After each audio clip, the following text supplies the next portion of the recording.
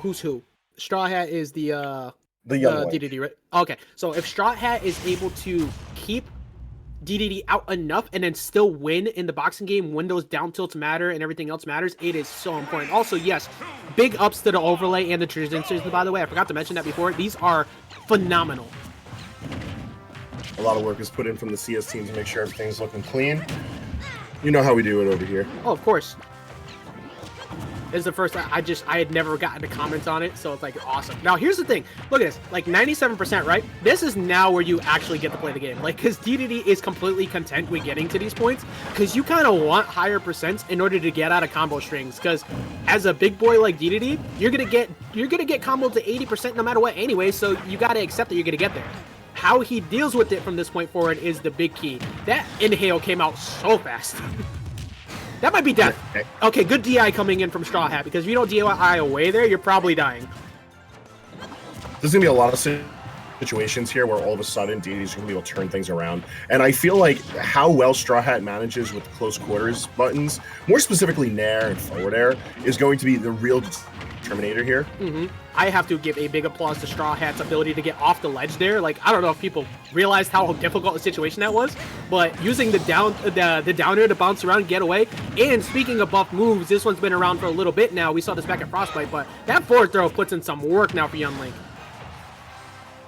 Yeah, Young Link has no shortage of kill power here. It's just trying to stay alive, because he's kind of a small target, and DDD is not lacking when it comes to kill power. This character might be a joke amongst a lot of the super heavies because he's got a very quirky kit. He's sort of this hybrid of like zoner and then just being able to throw around his big body.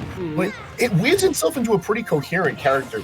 Plenty of pretty notable flaws, but if you're not careful, like, you're losing early stocks, or if they're not early, they're in devastating fashion. There's a list of characters that I keep on a chart that I always refer to as like getting destroyed by certain bracket runs, and if DDD doesn't have to see something along the lines of like a Palu along the way, it can get to a high end of bracket, and obviously we don't see nearly as many Palutinos of late online, so it's really kind of lets DDD thrive. Now, even with this matchup being rough, look how well he's been able to play it, using the command grabs consistently, willing to take the hits where he needs to. Like, he's actually been playing very well against Strawhat. Like, overall, Inhale has been used to deny the boomerang, which I feel is the most important of the projectiles that can be used in this position. Because, like, Fire Arrow is amazing for confirming itself into either further Fire Arrows or kill options. But those kill options are going to be coming in at the later end of percentages. It's going to take a lot of Fire Arrows to get to that point. The bombs aren't really having as much presence on the field as they could be. And then Strawhat throwing himself into the mix is just looking for danger. All right, I was complimenting Strawhat before on being able to get off ledge too. Just Brodie Lee's ability to get away worked consistently, but that time the fair's gonna kill. You were talking about those high percent kills off of strings before, but Brodie Lee was able to avoid a couple fair. That's that time finally able to get knocked out. Yeah, but HX, what does it say there where it takes the Strat getting Mr. Brodie Lee over to like 180+% in order to secure that kill? Yeah, like it's nuts. Oh, that was very, very solid confirm right there. Going for the bomb and then committing to a B to get more damage. Starting to bring it back, but like this is as even as you could possibly get. And on paper, again, you wouldn't think this matchup would be super in favor or anything from DDD, but Brodie Lee is playing so well. Also, thank you, Zoro Hockey, for coming through with that follow. We appreciate you. Like, look at these projectiles. Like, I know it's odd to highlight the projectile war, but Brodie Lee's just done such a good job of navigating it. A back air is going to confirm the kill. No, I'm sorry. Do you see that idle, like, just knocked out animation in DDD? That is one of the funniest things I've ever seen in this game. I cannot believe I haven't noticed that before. He's sleep. A bush sleep on him.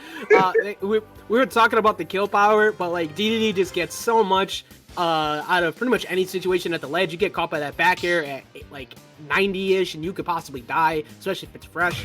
So as good as Strawhat was playing, keeping the damage on, the fact that he wasn't able to consistently kill early enough is really the detriment to the matchup. So I know it's easier said than done, but you have to get yourself a very comfortable lead and fast against DDD. And thank you, Tony Lins, coming through with the follow as well. We appreciate you.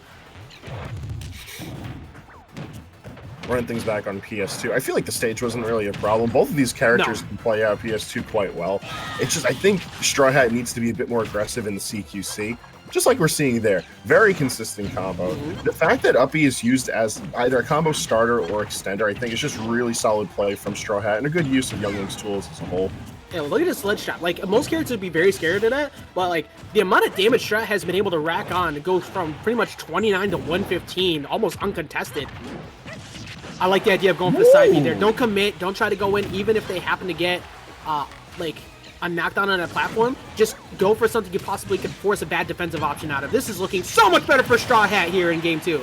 Now that is such good play at the ledge. And that was beautiful all through and through. Like, and now you're in a spot where it's okay. Now, oh wait, that's not it. That ain't it. That ain't it, Chief. Oh no! I was about to say you're in such a good spot now because you can play the keep away game, and I know that's easily what people hate hearing the most, but you have to in these matchups. However, committing to the up B, thinking that Brodie Lee was gonna jump at you, that ended up being an unfortunate mistake that cost him getting this even. Life comes at you fast, man. That's how it goes. Shout out to Cooper. I'm wondering how Brodie Lee is playing this out, like between just taking hits of Gordo where it's necessary, or using Gordo even as a distraction to take a projectile, or just even in general focus away from Strawhat. And then on top of that, like picking and choosing, like, all right, I'll take a boomerang here, I'll take a couple arrows there, but like still closing the gap. Yeah. I think we've finally seen that. It seems like Strawhat's finally gotten an understanding of where he needs to play. Like, good job getting that bomb, by the way, because it's possible that I know that's got a decent amount of end lag to it, but you might have seen him die. And good job forcing the inhale out because it has a solid amount of end lag, so you're able to commit and go for that nair, get the kill. Just this unrelenting storm of stuff coming from Strawhat. Yeah, like he's just not letting Brodie Lee play with Youngling at all. It really is, man. Like it's the main key. Like just don't let Brodie Lee play the game in this matchup. It's frustrating, but especially on a wide stage like this, now with a full stock up, Brodie has to go in. Like you can inhale and throw like projectiles back at me all you want. Why are you getting this kill? I think one of the key differences here, where if, say for instance, this was any other zoner, is just the fact that, like, I guess Youngling just has a very fast way of putting stuff on the field. Like, between the boomerang, between the fire arrows. My man's threw the bomb up anticipating the falling Gordo.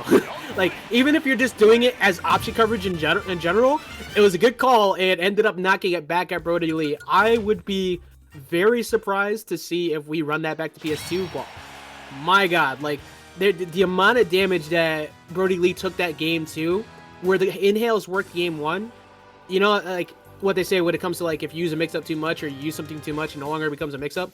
It got caught onto pretty quickly by Strawhat. It's like, oh wait, I just throw out more. I can just keep throwing them out.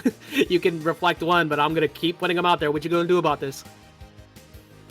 I'm gonna be real with you, man. I can't get over the fact that he called out the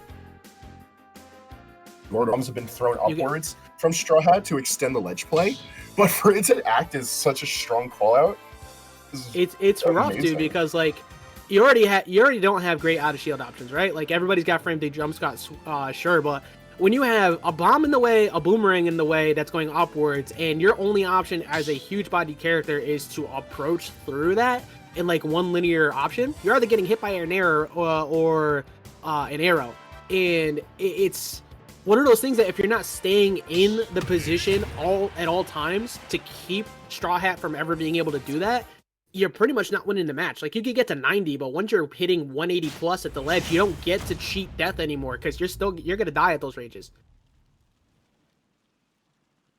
Either way, excellently played from both of them. Like Brodie Lee played so well that game 1 in what is a very bad matchup on paper, and Strawhat was able to bring it back. I like this switch here to the Town and City.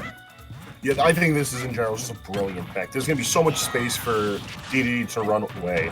Good amount of space for him to just try to survive as necessary. And I think DDD as a whole is going to be able to get pretty aggressive with all of the possible stage layouts that we have in front of us, be it the presence of the plats and their layouts or the lack of platforms. Yep, also a double thank you on follows to Redirection and Fiend Fernie. Thank you so much for coming through and joining the Collision family.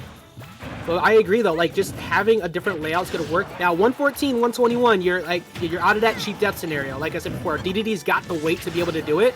And another one of those fears at the ledge possibly could cost you. You also have to be careful with these Gordos at the ledge on recovery too. We've already seen that it's cost them more often than not now with these past few games, and another Gordo is gonna end up taking the stock away for Strawhat in favor. I mean, let's not forget at the end of the day that this is still a character that has pretty high DPS in general, just being able to constantly interrupt, constantly rack up damage. And we've seen that Strawhat's gotten into a bit of a groove now between the zoning and when to close the gap to actually do something with that damage. And then the fact that, like, DDD, big target. Like, at the end of the day, it always is going to come back to that. Yeah, DDD needs to become the fire that DPS love to stand in. Like, you have to stay on top of Strawhat as much as possible, which is so difficult to do, especially now you got the FD layout here. But before, you had the room to navigate that with the platforms. I think when the platforms come back, we need to see a bit of an adjustment from Brodie on the way that he's approaching and try and catch maybe one of the rollaways or one of the jump aways from Strawhat. But Strawhat's just committed. Like, I'm going to stay away. There's no point to going at you right now. Like, he's playing so confidently from this mid-range where he's, like, either able to peel back and zone as needed, or he's able to get right in his DDD's face, start fairing and naring if he can do something with these hit confirms. I did not think that was going to catch it. Oh, that was a missed opportunity. And the trade in favor of Strawhat, too. That's, like, because of the fact that you're jumping in, your DI is already holding in there because you're trying to go forward. So I don't know if that might have assisted that depth there. Either way, that is huge for Strawhat because Brodie Lee had the one chance of an opportunity to get a kill there and missed it. Trade them from the fair, extend the combo. Very nice. Ooh, the volley back on the Gordo. Good call. Yeah, very weird angle at that, too. There's one of the few times we've really seen that happen throughout the set, too. Like, there's not been too many times you really had the chance to do that. Yeah, I think if you're Brodie Lee at this point, it's like, all right, well, like, pause, take a second, try to figure out what I need to do. Because just, like... Actually, you know what? I'm not one to write things off, like I said before. This is one of those times it's like, there you go, up tilt. You have to play so tremendously perfect. Like, this is a God Amongst Men type, like, gameplay here. If Brodie Lee is able to run this back. Oh, it'll be one for the ages, because that will be a hell of a run back. Look at that, 157. Strawhat is hankering for the kill. Nair's going to get it. We're not seeing that run back. We're seeing Strawhat take that 2-1 over Mr. Brodie Lee. Yeah, that's one of those, like, again, this is one of those matchups that's just so difficult to navigate and deal with. You do everything you possibly can to get by, and all you have is a wall barricaded in front of you that you just cannot climb over because it's too big. Like, it's so hard for DDD to get by that. And Strawhat, I think, kind of figured that out game 2 after game 1. Would put out just enough projectiles, but it also gave Brodie Lee